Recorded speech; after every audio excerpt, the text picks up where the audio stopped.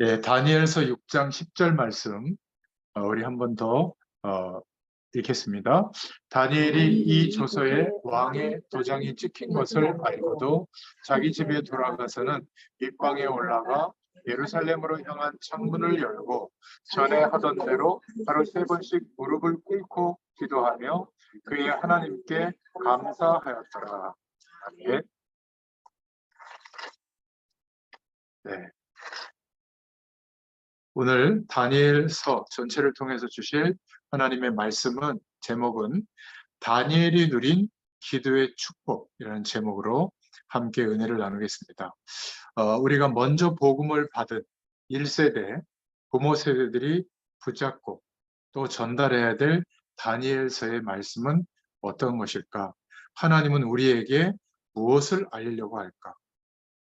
아니 어떻게 포로로 잡혀갔는데 거기에서 4명의 왕들이 제국이 바벨론이 무너지고 그리고 페르시아 제국이 세워졌는데도 여전히 총리로 등용되어져서 왕이 막 무릎을 꿇고 다니엘에게 절하면서 여호와 하나님을 찬양할 정도로 어떻게 그런 능력을 소유하고 포로된 현장에서 살아갈 수 있었을까?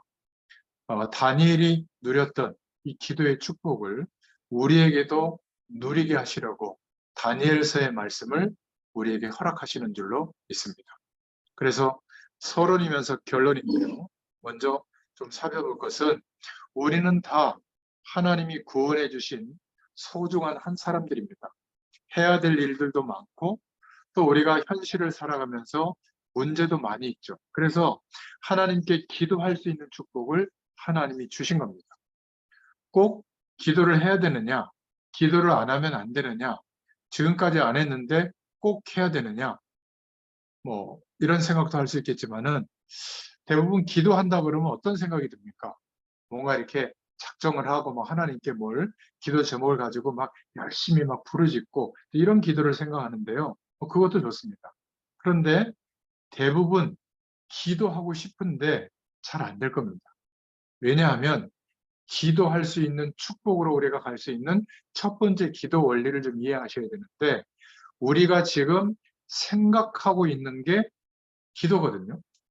돈 걱정하고 있다. 자녀 걱정하고 있다. 뭐 재밌는 게 없을까? 성공할 수 없을까? 지금 문제가 와 있는데 이 문제와 어려움을 어떻게 해결해야지? 그게 기도예요. 그러니까 생각하는 것이 기도인데 하나님이 우리에게 주시려고 하는 축복과 약속을 붙잡고 말씀을 붙잡고 기대하면서 기도하기를 원하시거든요. 근데 우리가 지금 내 내면에 좋다, 안 좋다, 또는 힘들다, 괴롭다, 뭐 열등감 느낀다, 어떻게 하면 지금 어려움을 해결할 수 있지, 어떻게 하면 행복해질 수 있지, 그렇게 생각하는 것을 가지고 기도하면 하나님이 우리에게 허락하신 축복은 별로 관심이 없고 내가 지금 기대하고 있는 이것을 내 힘으로 안 되니까 하나님의 능력으로 또 말씀을 잘 붙잡으면 기도를 많이 하면 응답해 주는 것이 기도라고 생각해요. 그러니까 뭔가 열심히 신앙생활을 하면 할수록 또 열심히 기도하면 할수록 어떤 결론에 많이 도달하냐면 언제쯤 응답해 주렵니까? 그렇지 않습니까? 왜 나는 응답이 없습니까? 이제 이런 생각이 들 때가 많아요. 그래서 이 생각이라고 하는 것이 우리 안에 태어나서 이 세상을 살아오면서 각인된 그곳에서 나오는 것이 생각입니다. 그래서 그 생각한 끝에 결정하잖아요. 그 결정들이 우리의 인생을 지금 이렇게 만들게 한 겁니다. 그러니까 하나님의 자녀이기 때문에 우리가 어떤 생각을 하느냐 그만큼만 응답을 누릴 수가 있는 겁니다. 각인된 만큼 우리의 생각이 되고 거기에서 응답의 조건이 형성되는 거죠.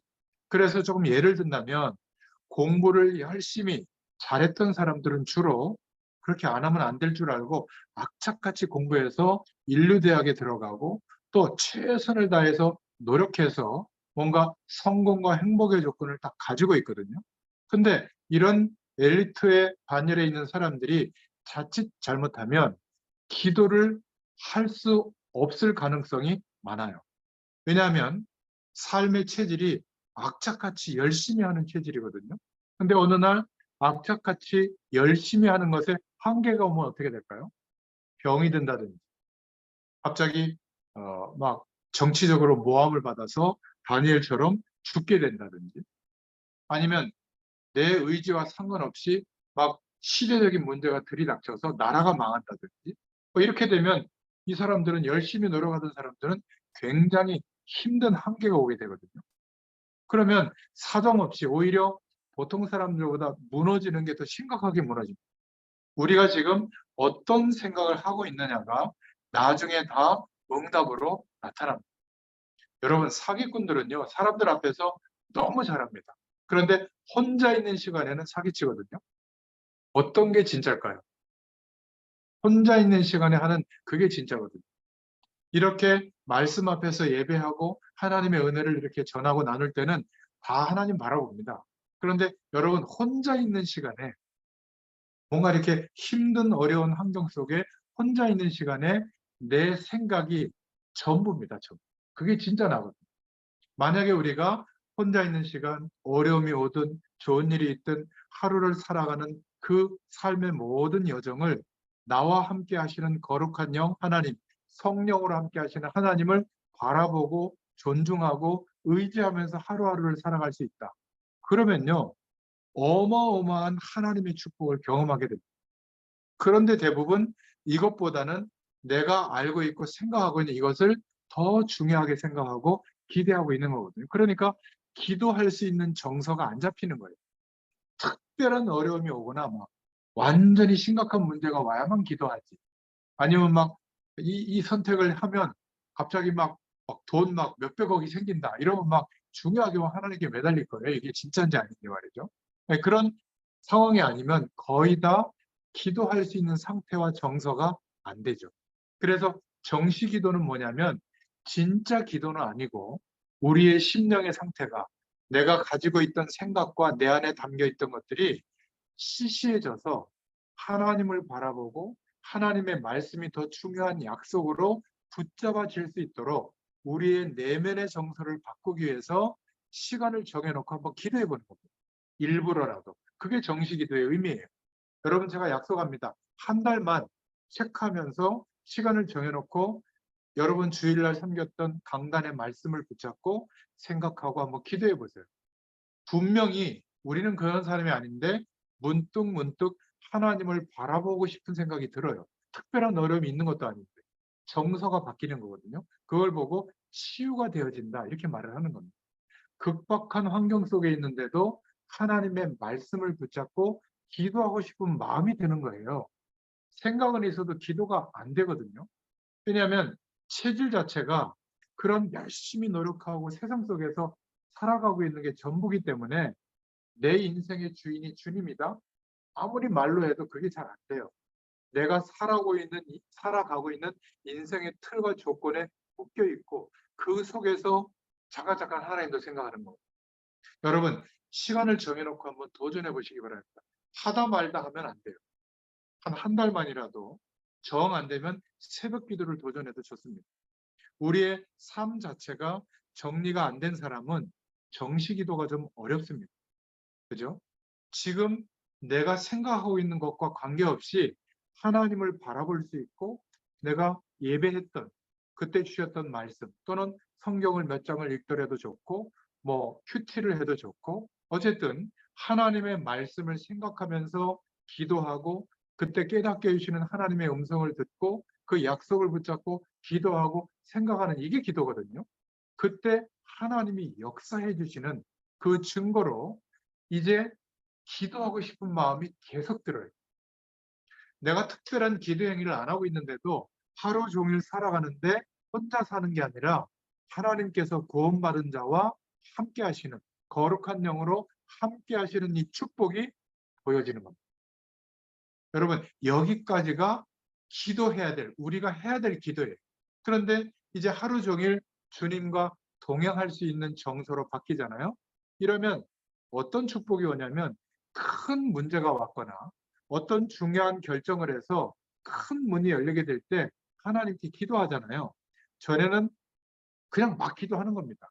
내 영적 상태와 정서가 바뀌지도 않았는데 일단 막 내가 결정하는 거를 하나님이 책임져 달라고 막 이렇게 막 떼쓰는 거죠. 그래, 그건 기도가 아닌 어떤 면에서는 막 신음소리인 거죠. 그래서 10번 그렇게 기도했는데 한 대여섯 번은 하나님이 응답하시는 것을 경험하다가 한두 번 잘못 선택하면 오히려 기도 많이 하고 결정한 게 더 위험에 처할 가능성도 많아요. 그리고 또 목사님한테 상담해보면 주로 적극적 사고방식을 갖고 있는 목사님들은 그게 맞다고 하라고. 그래갖고 어려움이 없는 경우가 참 많습니다. 이거는 누구 탓도 아니고요. 나의 영적 상태와 생각이 말씀이 존중되어지고 약속으로 붙잡아지고 하나님이 함께 하시는 축복이 더 중요하게 여겨지지 않고 있는데 큰 문제가 왔거나 이걸 해결받아야 되잖아요. 중요한 어떤 응답의 문이 열려야 될 순간에 막 기도하다가 더 위험에 처해질 수 있는 겁니다. 그래서 오히려 문제와 어려움과 중요한 순간 앞에 하나님께서 왜 이런 상황과 조건을 허락하셨을까? 그러면 하나님이 우리에게 힘을 주시고 성공하고 잘되고 문제를 해결받는 이런 차원이 아니라 하나님이 내게 알리시는 깨닫게 하시는 음성을 듣게 됩니다. 그러면 바뀌어지게 되거든요. 이렇게 하나님이 응답하시는 내 수준은 그대로인데 성령으로 거룩한 영으로 하나님께서 내 생각과 삶에 나타나 주세요. 역사해 주세요.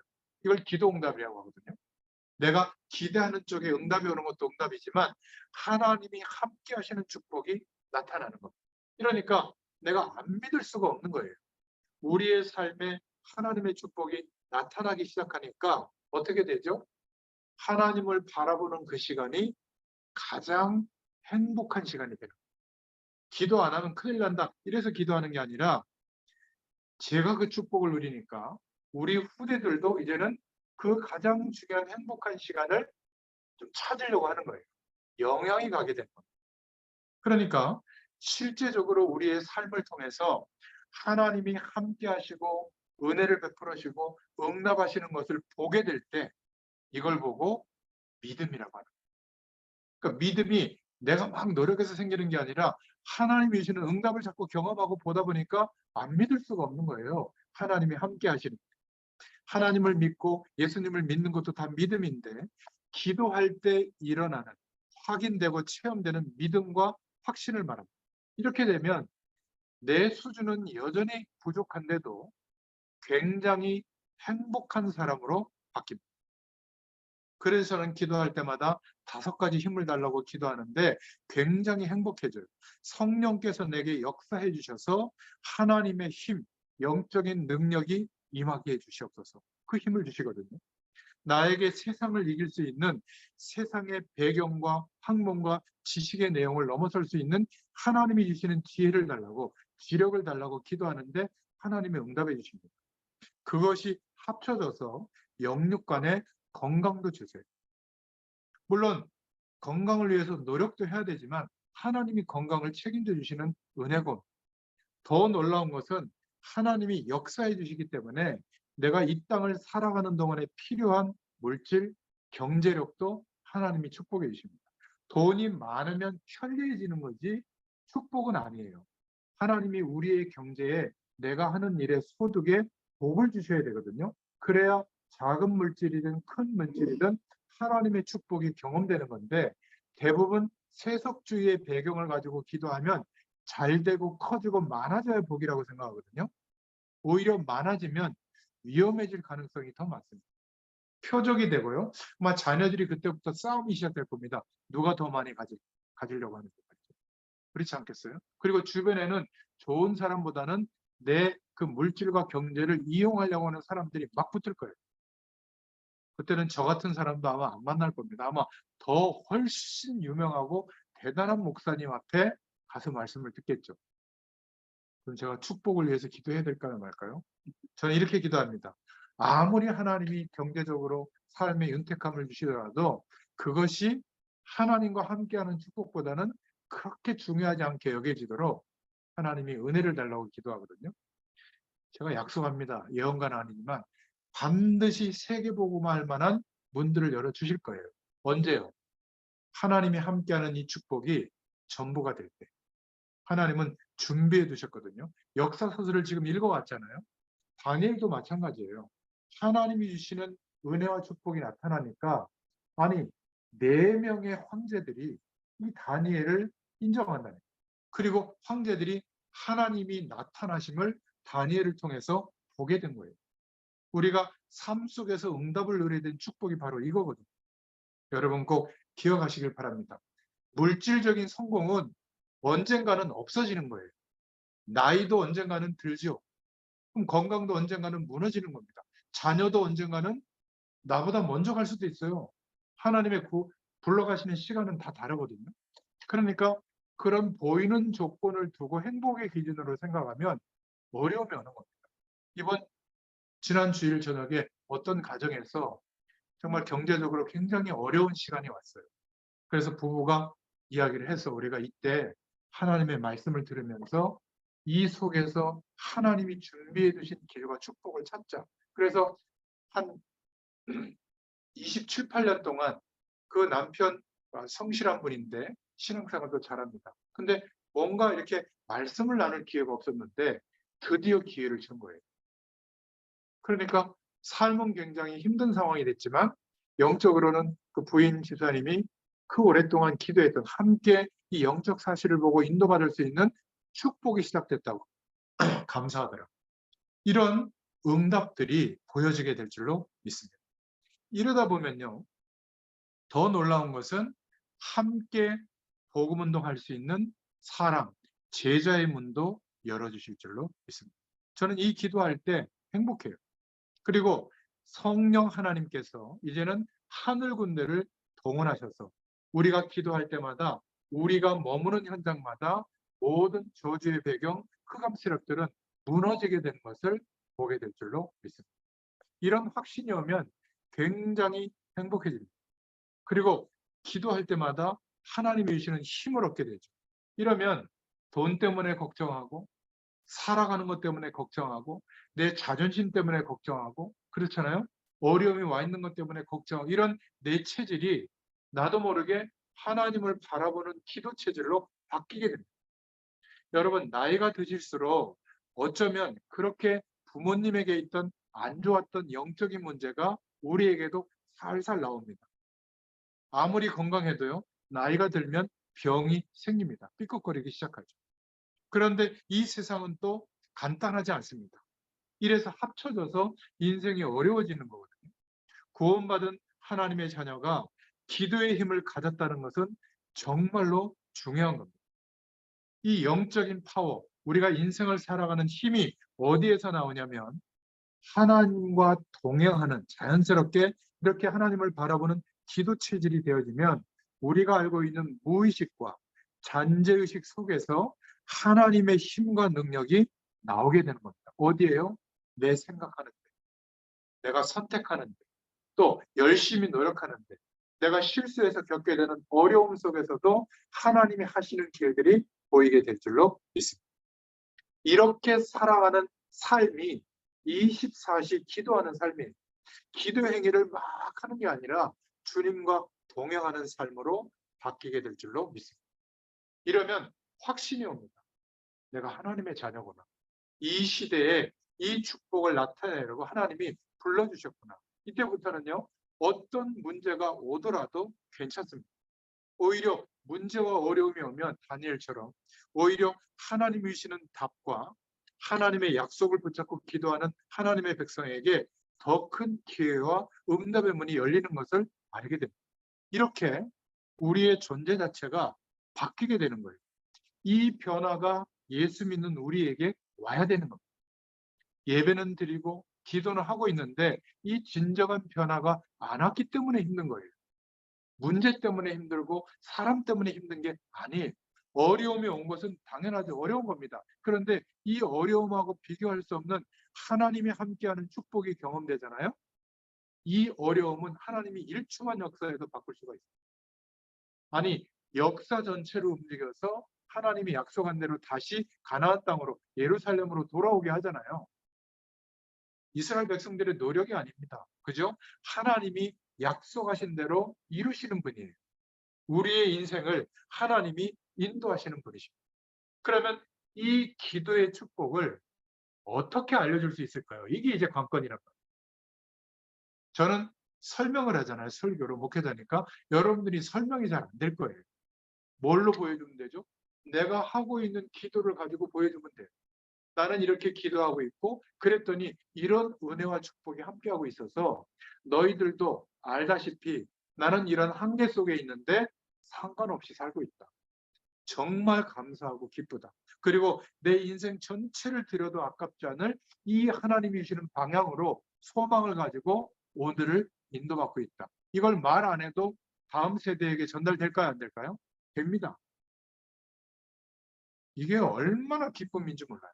그리고 물어봤을 때 이제는 알려주고 보여주면 되죠. 급속도로 하나님이 회복시켜 주십니다. 그러니까 사람들은 위기가 오면 완전히 무너지게 되는 겁니다. 그러니까 생각 속에 노름이나 음란이 들어차 있으면 그게 계속 나를 따라다니는 거거든요. 아무리 예수 믿어도 그런 실수를 할 수밖에 없어요. 행복이 없으니까 하나님이 함께하는 진정한 축복이 경험되지 않다 보니까 뭔가 행복하다라고 하는 또 즐거움이라고 하는 그것을 알고 있기 때문에 그 행복을 찾는가 하면 안 되거든요. 안 되는 줄 아는데도 그 행복을 찾아요. 그러니까 술로 행복을 찾으려고 하고 위안을 삼고 이성으로 위안을 삼고 그렇지 않습니까? 우리 후대들은 뭔가 문화 속에서 오는 쾌락과 즐거움을 가지고 그걸로 이제 밥을 얻으려 가는데 그것은 마약과 같이 하고 나면 그런 쪽에 치중하면 또 허무해요. 괴롭습니다. 비용도 많이 들고 시간도 많이 들어서 하나님의 자녀가 결국은 황폐해지거든요. 심령의 상태가. 어느 정도로 황폐해지느냐? 예배드릴 힘도 없을 정도로 황폐해져. 하나님이 함께하고 있는데도 문제가 더 커 보이게 됩니다. 하나님이 지금 성령으로 역사하고 있는데도 내 어려움이 완전히 망한 것처럼 느껴지게 돼요. 그러니까 어떻게 됩니까? 사단에게 완전히 당하죠. 겉봐라. 기도해봐야 되느냐? 되는데 안 되는 줄 알게 되고 예배 드려봐야 되느냐? 안 되는 줄 알게 되고 이게 점점 쌓이면 앞자리에 앉았다가 큰 교회에서는 중간으로 뒷자리로 그다음에 2층으로 2층 뒷자리로 주일 예배도 뜨문뜨문 나오다가 아예 방학을 하게 돼요. 여러분 힘들수록 앞자리에 앉아서 하나님의 은혜를 구할 수 있기를 바랍니다. 이러면요 기도라고 하는 것이 무엇인지를 알게 됩니다. 진짜 행복이 없기 때문에 다른 것으로도 잠시라도 행복하면서 살아야 되니까 사람들이 그렇게 살고 있는 거예요. 이게 보이는 겁니다. 근데 거기에 내가 시간을 할애해서 휩쓸릴 이유가 없잖아요. 거기에 휩쓸리지만 않아도 시간이 많이 남아요. 바빠서 하나님을 바라볼 시간이 없다? 그건 거짓말입니다. 다른 것에 우리의 마음과 생각과 시간과 하루가 허비되고 있는 거예요. 경제활동을 하고 삶을 살아가면서도 열심히 살면서도 얼마든지 이 영적인 축복은 어디서나 누릴 수 있게 되는 줄로 믿습니다. 이렇게 하나님을 바라볼 수 있는 24시간 동행할 수 있는 기도 체질이 되어진 것을 보고 성령 충만이라고 해요. 뭘 느끼고 보고 막 에너지가 나타나고 자꾸 이런 쪽으로 생각하는데 그거는 영적 현상을 경험한 것뿐이지 진짜 성령 충만하고는 결이 좀 다른 겁니다. 오히려 불건전 신비주의로 갈 가능성이 많죠.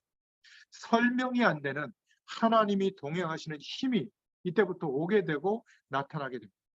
이러니까 이때부터 하나님이 역사하는데 무능한 상태로 살겠어요? 무능함도 해결됩니다. 우리의 경제적 어려움과 무능도 이때부터 완전히 해결이 돼요. 그러니까 정시기도라고 하는 것은 여러분 하기가 어려워서 그렇지 조금 시도해 보면 기도 안 되던 내 체질이 정서가 바뀌어요. 이거는 도전하셔야 됩니다. 이렇게 기도 체질로 가기 위해서 하나님이 시키는 거거든. 언제? 어려움을 주어서라도 멸망을 시켜서라도 하나님의 약속은 하나님이 하신다는 것을 믿게 하시는 겁니다. 하나님의 방법이.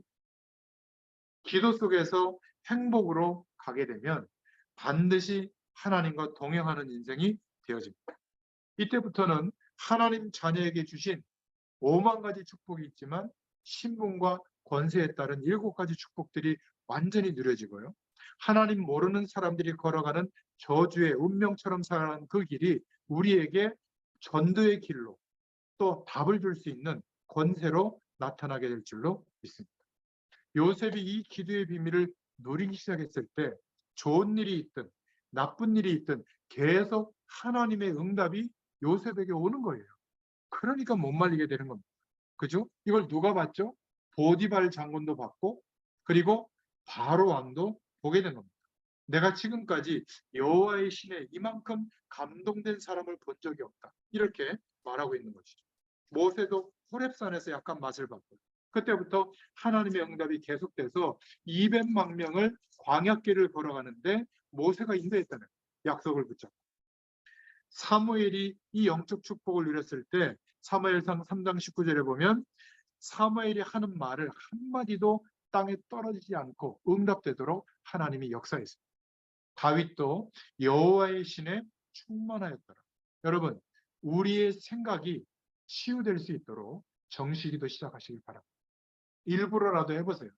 그러면 어떤 사건과 어려움과 중요한 선택에서 하나님이 주시는 생각으로 인도받게 됩니다. 이런 기도 응답을 계속 경험하다 보면 행복한 시간이 뭐예요? 주님 바라보는 시간으로 바뀌어요. 24시간 하나님과 동행하는 기도 체질로 바뀌게 됩니다. 성령 충만함이 나타나요. 이렇게 주님과 동행하는 은혜의 삶을 살아야 되는데 이 축복이 안 누려지면 괴로운 겁니다. 어려움이 오면 절망이죠. 조금 괜찮아지면 다른 길로 빠지게 되는 겁니다. 우리의 생각하고 있는 거, 고민하고 있는 거, 이것을 아무도 빼앗아 갈 수 없고 바꿀 수도 없고 또 이것을 변화시킬 수도 없어요. 하나님의 말씀이 들리기 시작할 때, 하나님께서 하실 것을 믿게 될 때, 주님과 동행하는 삶을 선택하기 시작할 때 하나님이 은혜로 역사해 주실 줄로 믿습니다. 이 기도 축복이 누려지는 체질이 돼야 됩니다. 그러면 지금 이 시대에 우리도 다니엘과 같은 응답을 하나님이 당연히 체험하게 하시는 겁니다. 그러니까 성경의 인물은 대단한 것 같고 나는 굉장히 말씀과 멀어져 있는 것 같잖아요. 이 갭이 별거 아니에요. 성령 충만한 기도가 되어지는 기도의 축복이 뭔지를 알게 되고 그 응답을 누리기 시작하면 우리에게도 성경의 인물들과 같은 응답이 오기 시작하는 겁니다. 연약했던 초대교회, 마가다락방에 모였던 초대교회 성도들에게 각자에게 성령의 충만함이 임하니까 그 인생들을 통해서 땅끝까지 복음이 전달되어지는 그 시대의 땅끝이었던 로마가 430년 만에 국교로 선포할 만큼 그렇게 하나님의 역사가 나타나게 된 겁니다. 이걸 거꾸로 이해하면 안 돼요. 내가 성공하고 돈 많이 벌고 내가 많은 사람에게 전도해서 많은 조직이 생기고 많은 어떤 함께하는 이런 규모가 생겼을 때 그때 세계복음화 할 수 있다? 그게 우리가 배운 세상에서 배운 방법이거든요. 아닙니다. 하나님의 언약은 지금도 하나님께서 이루세요. 어떤 방법으로요? 우리가 생각하거나 기대할 수 없는, 청량할 수 없는 방법으로 역사의 모든 내용을 움직이셔서 그것을 가지고 안 된다면 하나님의 창조의 능력으로 지금도 이루고 계세요. 누구를 통해서요? 이 기도의 비밀을 체험한 사람을 통해서. 이 한 사람이 일어날 때 그 사람과 관련된 현장은 다 살아나는, 나라도 살아나고 시대도 살아나는, 이게 바로 다니엘서가 주시는 하나님의 메시지. 다니엘만 그랬습니까? 함께했던 세 친구 사드락, 메삭, 아벳노고도 이 축복을 누렸죠. 그래서 우리가 본론으로 들어가서 다니엘서 1장 8절부터 9절에 먼저 있어야 할 것이 있습니다. 결단의 기도가 필요합니다.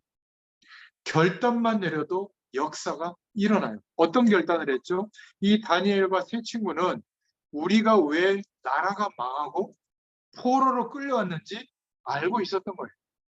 그 강대국 바벨론에 와서 다 변절자들이 되고 신앙을 잃어버리는데 이 하나님의 소수의 사람들, 특히 다니엘과 세 친구들은 거기에서 결단한 겁니다. 우상 숭배하다가 하나님의 언약 가나안 땅에 정착하게 하시고 거기서 살게 하신, 광야를 통과해서 가나안에 정착하게 하신, 나라를 이루게 하신 하나님의 목적과 이유를 잃어버렸기 때문에 강대국의 배경을 받아들이고 우상의 배경을 받아들여서 나라가 윤택해지면 잘 살 줄 알았는데 멸망이 왔단 말이죠. 그래서 나는 우상 숭배하지 않을 것이다. 그러니까 왕이 잔치를 벌이고 우상을 만들어 놓고 잔치를 벌이는 그 음식을 먹지 않기로 결정한 거예요. 그 우상에 절하지 않기로 결정한 겁니다. 먼저 결정했어요. 여러분, 기도 응답을 누리게 되면 하나님과 동행하는 축복이 경험되기 시작하면 내가 하나님 없는 이 세상의 배경에 내 인생을 몰두하지 않을 것입니다. 도구죠, 이런 것들은 도구. 필요하면 운전해서 차 운전하면 되는 것이지 차에 중독이 되면 어떻게 되죠? 결국은 카 레이스 하는 것까지 갑니다. 등산하는 건 좋은 거죠, 건강에. 그런데 산에 미치게 되면 어떻게 되죠? 결국 저 히말라야 가서 죽는다니까요. 세계 명산을 찾아가요. 희한하지 않아요? 아니, 운동하면 얼마나 좋습니까? 근데 너무 과격하게 운동하다가 어디가 부러집니다. 왜 그럴까요? 그것이 행복이라고 느껴지면 점점 깊이 있게 행복을 찾아가거든요. 인간에게 만족을 주는 것이 아니에요. 그래서 그 나라의 고위 관료로 중요한 인물로 선택받았지만 내가 총리를 안 할지언정, 내가 이 선택을 했기 때문에 완전히 죽게 될지언정 나는 이 뜻을 굽히지 않겠다. 먼저 결단한 겁니다. 이 결단과 지속이 안 되는 이유가 뭐죠? 하나님의 계획을 아는데 기도가 안 돼서 그래요. 내 내면의 생각의 기준들이 수유가 아직 안 돼서 그렇습니다. 말씀이 들리고 하나님을 바라보는 이 중심이 자꾸 시작되면, 그래서 24시 주님을 바라보는 상태가 되면 완전히 해방될 줄로 믿습니다. 황폐된 내 심령의 상태가 하나님의 은혜로 충만해지게 될 줄로 믿습니다. 우리 후대들이 거의가 다 기도할 수 없는 그런 정도로 이들이 형성한 문화는 뭐죠? 생각과 가치관은 뭐죠? 거의 세상의 문화나 게임이나 TV를 보면서 유튜브나 뭐 여러 가지 SNS나 플랫폼에서 나오는 그런 것들을 보면서 재미 문화로 인생관이 형성됐거든요. 그러니까 거의 지금 청소년기의 8, 90%는 연예인이 되고 싶은 병에 걸려 있어요. 근데 이게 얼마나 인생이 황폐해지는, 연예인 되는 게 나쁜 게 아니고요. 재미 문화가 나쁜 게 아니라 물을 떠난 물고기는 죽게 되는데 아니라고 생각하게 만드는 이 문화. 저렇게 되면 저렇게 스포트라이트를 받고 저런 기능과 저런 가치관과 저런 직업군에 서면 행복할 수 있다라고 느끼는 게 속는 거거든요. 필요하면 문화는 즐기면 돼요. 필요하면 연예인들 보고 하하하 하면 되는데 내가 저렇게 인생을 꿈꾸면 연예인의 멸망처럼 멸망의 길이 없고, 소주 한 잔 불렀던 임창정, 그 판권도 되게 많거든요. 재산도 굉장히 많은 걸로 알아요. 그런데 어디에 돈을 투자해가지고 뭐 이상한 투자하는 그런 그룹에 들어가가지고 지금 광고 다 끊어지고 변상해줘야 될 상황이 되고, 그러니까 모든 TV 프로그램이 출연도 안 되거든요. 연예인으로서는 끝이죠, 끝. 이런 어려움이 올 줄 모르고 돈 버는 길을 알게 됐으니까 이제는 더 많은 돈을 벌기 위해서 거기에 투자를 한 거죠. 투기를 한 건지. 그 안타깝지 않아요? 한참 50대 이제는 중요한 인생의 결과를 바꾸면서 그 다음 일을 준비해야 될 텐데 제가 볼 때는 이제 손실이 어마어마하겠죠. 얼마나 괴롭겠습니까? 소주 한 잔 할 거예요, 그 가사들. 그러니까 그 노래 제가 들어봤는데 힘들 때 들으면 막 위로가 되는 그런 노래더라고요. 근데 가사대로 된 거예요. 술 먹어야 되는 인생이 되는 것 같아요. 얼마나 안타깝습니까? 이거는 열심히 살자 말라는 말이 아니에요. 우리가 이 땅에 사는 동안에 형상을 만들어 놓고 비는 것만 우상숭배가 아니라 하나님 없는 세상의 배경이 내 인생의 목적이 되면 더 큰 우상을 붙잡고 있는 겁니다. 그것 때문에 울고 웃고 열등감 느끼고 힘들어 하잖아요. 하나님을 바라보는 중심은 없는데도, 그렇게 하루를 살고 있는데도 그것 때문에 스트레스 안 받는데 없는 것 때문에, 아직 도달하지 못하기 때문에 얼마나 스트레스 받아요. 이거는 우상 숭배 정도가 아니라 내 안에 그것을 배경으로 거짓 신으로 역사하는 귀신의 세력을 우리가 숭배하고 있다는 거예요. 그게 한두 가지가 아니에요. 외모신, 재미를 느끼게 하는 신, 세상 문화의 신, 또 공부 열심히 해야 되는 신, 또 성공해야 되는 귀신, 이런 모든 신들이 내 안에서 누가 우열을 가릴지 싸우고 있을 정도로, 그런 책도 제가 전에 한번 소개한 적도 있는데, 그래서 결단과 지속이 안 되는 이유를 눈떠야 됩니다. 아, 나는 괜찮은데 포장된 만큼 진짜 시작은 안 되는 거예요. 하나님 앞에 서면 우리 힘으로 안 된다는 것을 인정을 하고 말씀을 신뢰하고 하나님의 능력을 구하시기 바랍니다. 그러면 갈라디아서 1장 6절부터 7절에 있던 것처럼 반드시 다른 것이 들어가 있어요. 영적 상태에 다른 것이 들어가 있기 때문에 안 되는 겁니다. 그러니까 얼마나 세상적인 성공이 가져다주는 병폐가 큰지를 몰라요. 하나님 만나서 하나님이 주시는 은혜와 축복으로 사는 존재인데 이것 없어도 살만하다라고 인생관이 형성되어 있는 겁니다. 다른 지식이 들어가 있는 거죠. 그러니까 문제로 끝나는 게 아니라 우리의 어려움이 영적 문제화 되어져서 완전히 시달리게 됩니다. 보통 문제가 내가 아니라고 하지만 그렇게 지금 살고 있는 거거든요. 그래서 다니엘과 이 세 친구는 뜻을 정한 겁니다. 더 이상 이 멸망이 오지 않도록 나는 우상 숭배하지 않겠다. 우상 숭배한 음식을 먹고 잘 살아야 되겠냐. 다니엘은요, 고위 공직자가 됐기 때문에 그냥 그거 먹어도 됩니다. 그러면 고위 공직에서 눈총 안 받고 살아갈 수가 있죠. 그런데 이 다니엘은 무식하게 거절한 게 아니라 이 왕에게 뭐라고 설명했냐면, 왕이시여, 제가 사실은 하나님을 믿고 있는데 이런 음식보다 저는 채소만 먹고 저 뛰어난 체력 가진 사람은 기름진 음식을 먹고 한번 시간을 작정해가지고 비교해보면 좋겠습니다. 하나님이 나를 축복하시는지 아닌지 한번 보여드리고 싶습니다. 이렇게 지혜롭게 얘기합니다. 왕의 마음이 상하지 않다. 그러니까 그렇게 해라. 근데 결국은 어떻게 됐어요? 왕의 음식을 먹지 않는다고 막 어마어마하게 모함을 했거든요. 정치는 항상 시기질투하는 재산들이 있잖아요. 그런데 하나님께서 어느 정도로 다니엘을 그렇게 축복하셨냐면, 물론 얼굴과 그 모습이 더 건강한 건 물론이거니와 이 왕이 꿈꾼 것을 아무도 맞추지 못하는데, 해석을 못하는데 왕이 그 박사들과 술객들, 영매들한테 이 꿈을 알려주지도 않고 해석해 보라고 하니까 알 수가 있습니까? 다니엘이 하나님이 알려줬습니다 하는 그 지혜로 꿈을 해몽하거든요. 그러니까 지혜와 충명이 온 나라 박수와 술객보다 10배나 더 나았다 이러면서 이 다니엘을 총리로 임명하게 되는 사건이 벌어지게 되는 겁니다. 그러니까 모든 학문과 모든 서적을 깨닫게 하는 지혜를 하나님이 허락해 주시고요. 환상과 꿈을 이해하고 깨닫는 축복을 하나님이 허락해 주셨죠. 그래서 기도의 축복을 누리게 되면 우리도 세상을 바라볼 때, 사람을 바라볼 때 왜 저렇게 살고 있는지가 이제는 보이게 돼요. 그 사람의 영적 상태가 보이는데 저를 한번 보세요. 갈등 구조에 놓여 계세요, 그 사람하고. 너 하라 그러죠. 그 사람을 부러워하겠어요? 열등감 느낄 만큼? 그런 거 없어집니다. 오히려 그 사람이 무엇 때문에 살고 있는지가 보이니까 안타까워지는 거예요. 이게 바로 영혼을 바라보는 눈이 열리게 됩니다. 안타까우니까 어떻게 합니까? 내가 좀 경험하거든 이 축복을 말해주고 싶죠. 그럼 말하게 됩니다. 튕겨나와야 안 듣습니다. 그래서 뭘 알게 되죠? 마귀의 세력이 이 영적 세력을, 이 영혼을 붙잡고 있거나 이걸 알게 되고 그때부터 중보기도하는 것을 쉬지 않게 돼요. 이 중보기도를 하다 보면 어느 날 영적 세력이 꺾여 나갔다는 걸 알게 돼요. 그때는 담대하게 복음을 전하게 됩니다.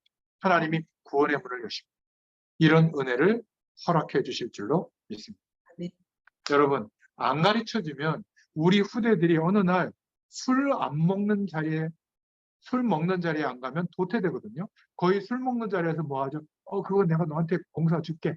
아이, 감사합니다. 제가 리베이트 얼마 드리겠습니다. 이러면서 계약도 이루어지고, 김대리, 이번 승진 시험에 내가 빼줄게. 뭐 부장님 감사합니다. 이게 다 술자리에서 이루어지거든요. 저는 예수 믿기 때문에 술자리에 갈 수 없습니다. 이러면 어떻게 될까요? 직장에서 잘리고 고립됩니다.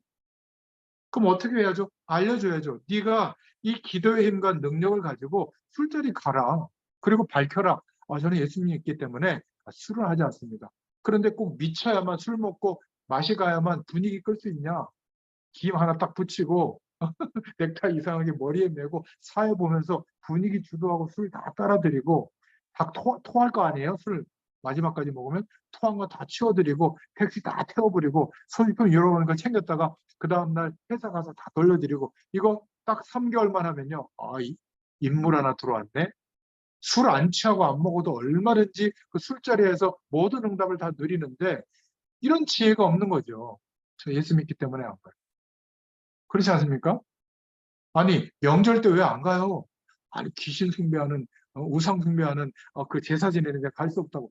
먼저 가세요. 일찍 가서 그 형수님 도와드리고 말이지, 형님 도와드리고 음식 다 하고 기도하고 흑암 꺾으면서 그리고 형수님한테도 끝나면 힘드실 텐데 목욕하시라고, 사우나 하시라고. 그리고 어머니나 아버님한테는 다른 형제들보다 조금 더 넣어서 봉투 드리고 이러면요. 꼭 이상한 형제들이 있습니다. 아유, 저 예수 믿는 것들 말이야. 어? 효심도 없지 말이지. 조상님께 절하는데 절도 안 하고. 이런데 뭐라 그러는지 아세요? 납더라. 종교는 자유다. 받으신 게 있거든요. 지혜롭게 하는 겁니다. 그리고 흑암세를 꺾고. 올 때 고춧가루 형님도 가져가세요. 동생도 가져가. 이러고 나 안 가져오면 어떻습니까? 근데 또 챙겨오는 건 악착같이 더 챙겨오죠. 올 때 한마디 하죠. 아유, 이 귀신 문화가 빨리 끊어져야 되는데. 그딴 소리를 왜 하는 거예요? 하면 알아듣습니까?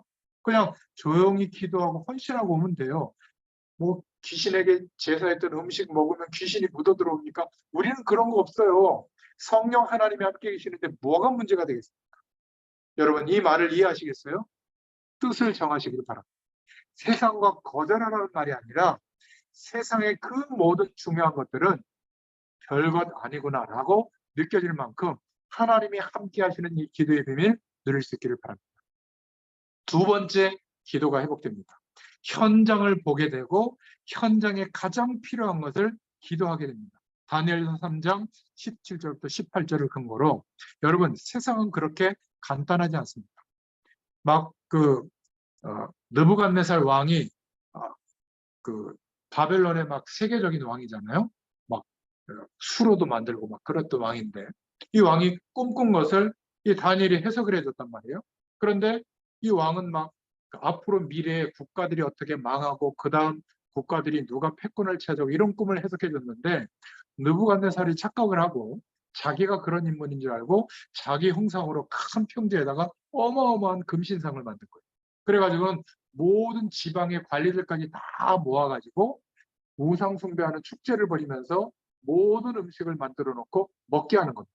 그 중에 특별히 관심 가졌던 다니엘과 친했던 사드락, 메삭, 아벳느고를 음식을 준 거예요.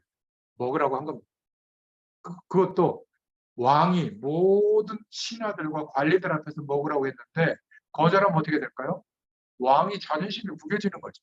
근데 이 사람들이 어떻게 얘기했냐면 사드락, 메삭, 아벳느고가 하나님 우리는 믿기 때문에 우상하게 절하는 음식 먹을 수가 없습니다.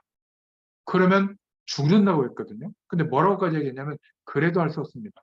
반드시 저 풀무불에 던져넣어서 우리를 죽이면 하나님이 우리를 구원해 주실 건데 그리 아니하실지라도 음식 먹을 수 없습니다. 성경에 보면요. 특히 다니엘서 3장에 보면 왕이 막 분하여 저것들 말이야 풀무불에 집어넣는데 지금의 화력보다 7배나 뜨겁게 해요. 1000도였다면 7000도나 되게 만들어야 돼. 그래가지고는 불을 어마어마하게 떼가지고 사드락, 메삭, 아벳느고를 그 불 속에 쳐넣는데 데리고 가서 불 속에 넣는 그 사람들이 죽을 정도로 뜨겁게 했거든요. 근데 이 왕이 느부갓네살 왕이 보니까 그 불길 속에 4명이 왔다 갔다 하는 거예요. 쉽게 말하면 그 안에서 찬양하면서 하나님께 영광을 돌렸던 모양이죠. 천사가 와서 그 모든 것들을 제압하고 보호한 거죠. 결국은 불에서 나오게 되고 사형제도에서 나오게 되면 그 나라의 법으로는 구원해 주기로 돼 있거든요.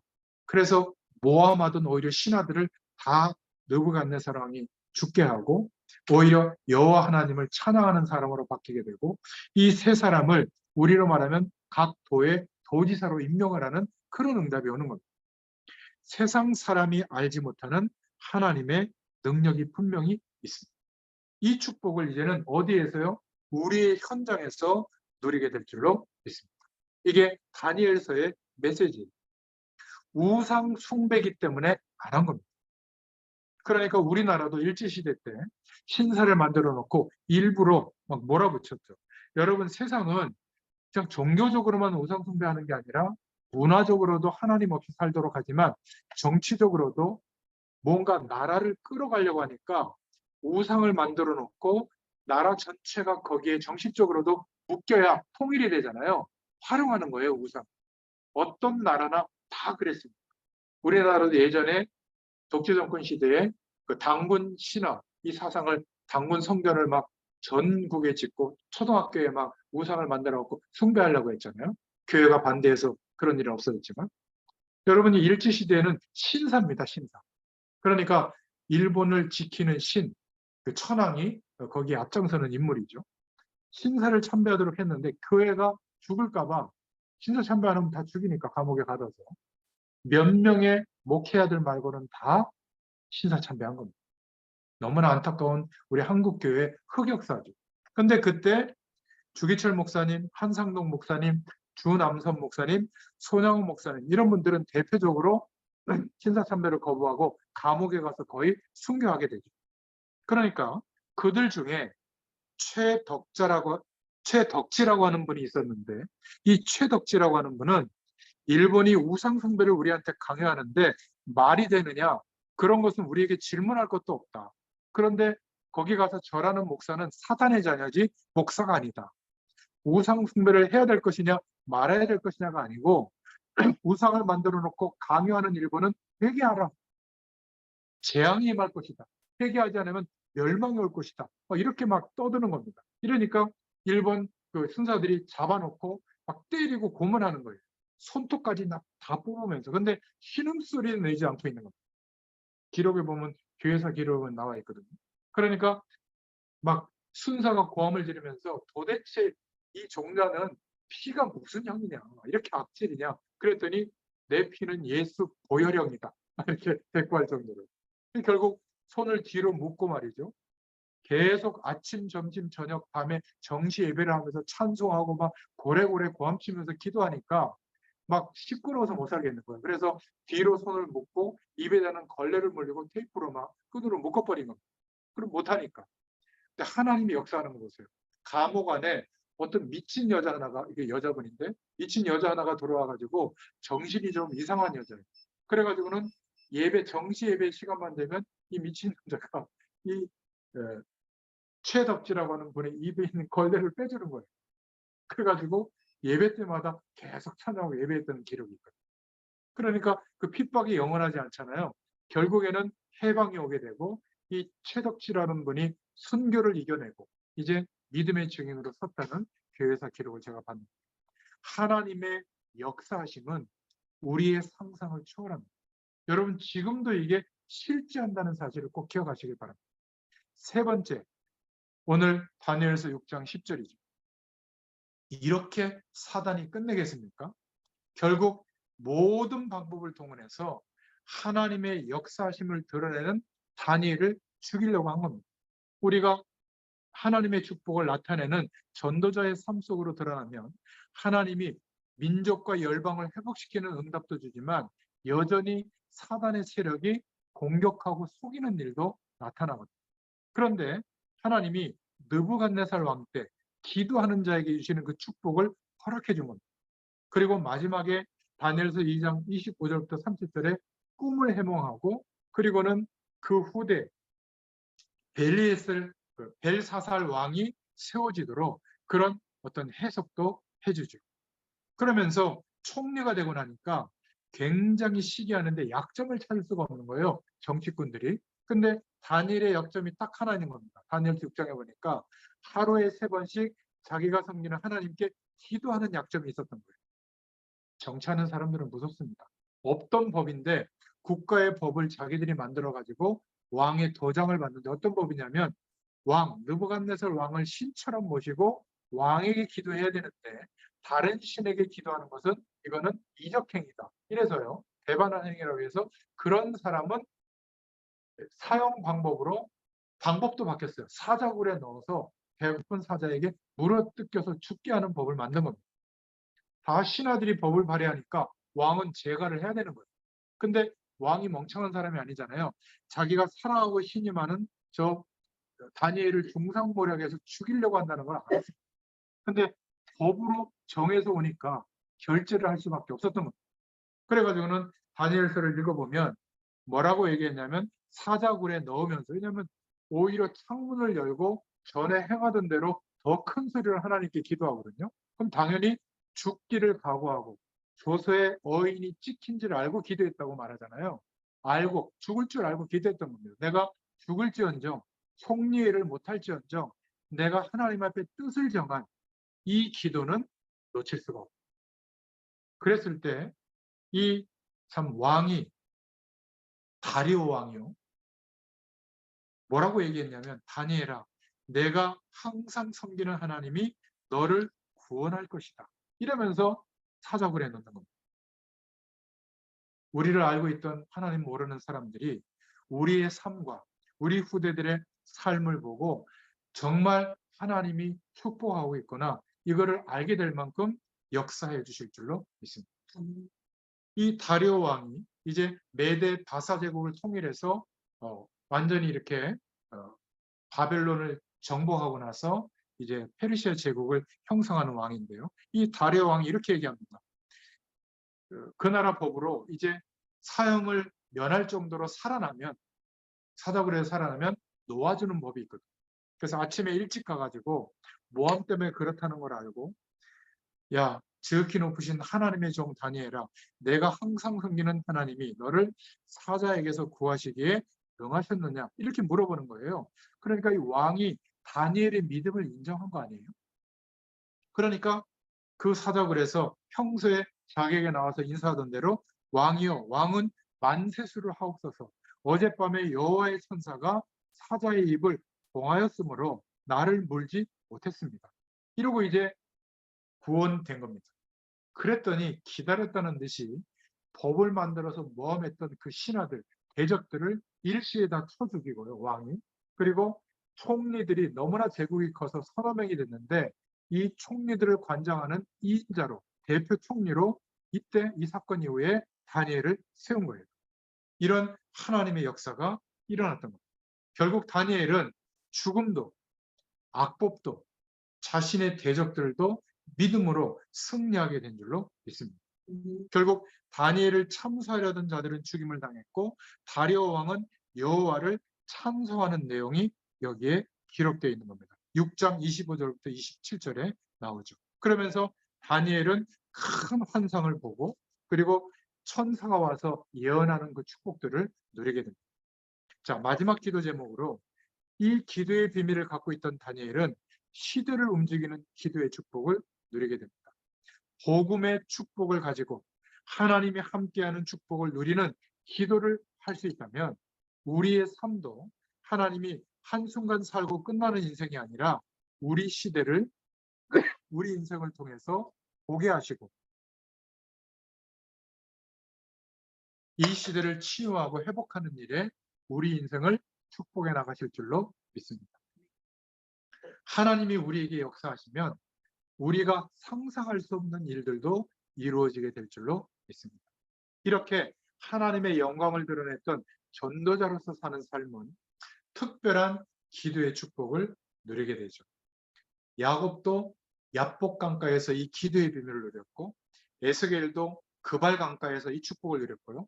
다니엘은 히데겔 강가에서 혼자 있는 시간, 요한 사도는 귀양 갔던 밤모섬에서 전부 다 하나님의 축복을 누리는, 동행하는 기도의 비밀을 가지고 있었습니다.